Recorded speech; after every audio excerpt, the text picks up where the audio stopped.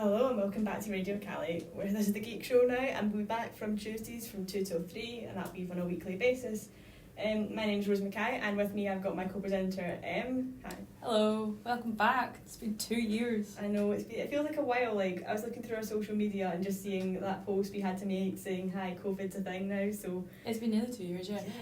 But at the same time, it feels like it's not been 2 years. I was trying to weird thing with lockdown. I know, it's been a long time, but not at the same time. I mean, you know what, it's only been 2 years, we've still got plenty to do, so... Yeah, exactly. Yeah, so today in this show we thought we'd just ease you in with a little bit of easy listening with some music thrown in, and we'll be discussing our fandoms that we've got into over lockdown, and also just seeing how the future of our favourite fandoms will be going for the next couple of years.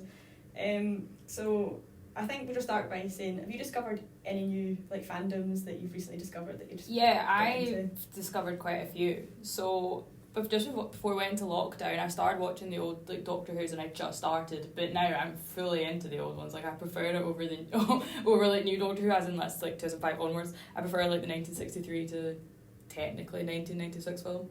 I've gone to that. I've gone to the audio dramas, novels and stuff. I've gone full blown Doctor Who nerd. I think with a lot of stuff, we've started to look back at stuff now, maybe stuff you've not watched in a while. I know that I went back and watched the Star Wars prequels, which is something I'd actually never done. I've just heard about how bad that they were, and I've now decided that I'm going to try and watch all the Star Wars movies one day after the other. Right now I'm on day 5 and I'm only in the second prequel movie, so that's... Are you on the Attack of the Clones? Only in that. I've kind of... So to be fair, I feel like there's not one Star Wars film that I hate. I still would put Last Jedi as bottom just because it was at least enjoyable, but I don't hate a Star Wars film. But even 1 and 2, Phantom Menace and Attack of the Clones, I do not hate. So Revenge of the Sith, the next one is yeah, that's the one that everyone ones. Likes, isn't it? That's the one that's the good one, which is quite fun. Yeah. But I've also found that it's just a chance for stuff to get released. Maybe you wouldn't have watched because you're too busy with life at the moment. So I know that I've also gotten into The Witcher, which I have still not got you to listen to yet. I know I need to watch it. It's on my list of things to watch. I do promise. I mean, there's a lot of great characters. And I know it's on my list to watch. I'm just getting through some other stuff right now. For me, I have binge watched the entirety of Drag Race. Oh. I got into Drag Race, and I've seen all 3 seasons of the UK one, the Down Under, which is the Australia and New Zealand one. Both I'm watching season 2 of Canada right now, and I've watched all 13 previous seasons of the US one. I've gone full Drag Race. I mean, it's a very bingeable show. It is one episode day after the other. Because you can just watch it while you're doing some studying or housework and stuff. I know, it's something you can kind of switch off a little bit to.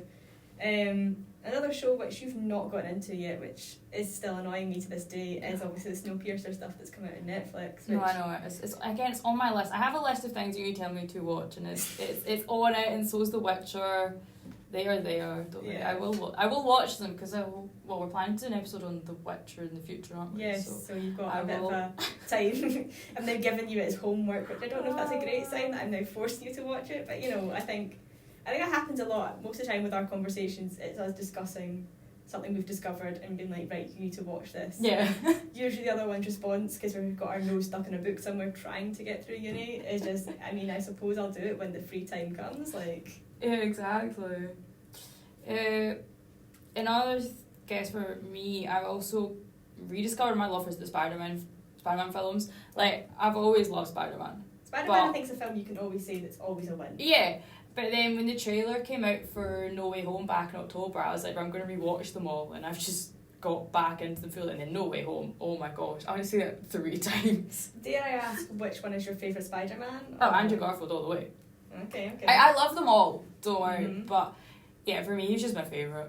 And most underrated one, because he's only got 2 films, which is... Yeah, the other 2. Now, technically No Way Home as well. Yeah.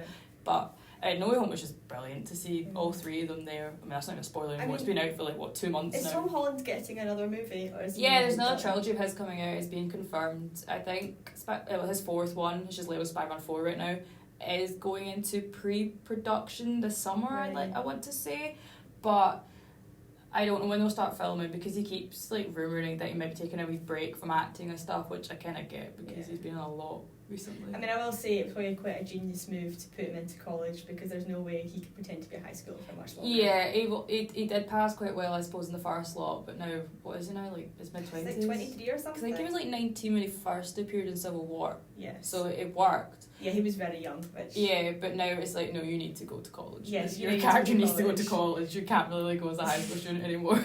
Otherwise we will get complaints about why there's a creepy man hanging around high schools. Yeah, it's a bit weird, isn't it? I mean, I think I found a lot with COVID-19 and the pandemic. By the way, I'm sorry, but we'll try to minimise discussion of COVID-19, but I think one of the things we found is that there's a lot of comfort in going back to fandoms and, like, you know, rediscovering stuff, and maybe you tend to take a different viewpoint with certain things. I know for a fact I ended up watching a lot more fantasy because it's escapism. That's purely that's what I see TV shows and movies are. Yeah, you might pick up a nice little moral lesson every now and again, but it's escapism. Like, you know, in one world you are running around with elves and dwarves and dragons, and in another world you're flying through space, you know. There's a certain comfort to it. Like, would you say that you find a comfort in your fandom? Yeah, well, especially I say with Doctor Who, because I got fully into the older ones.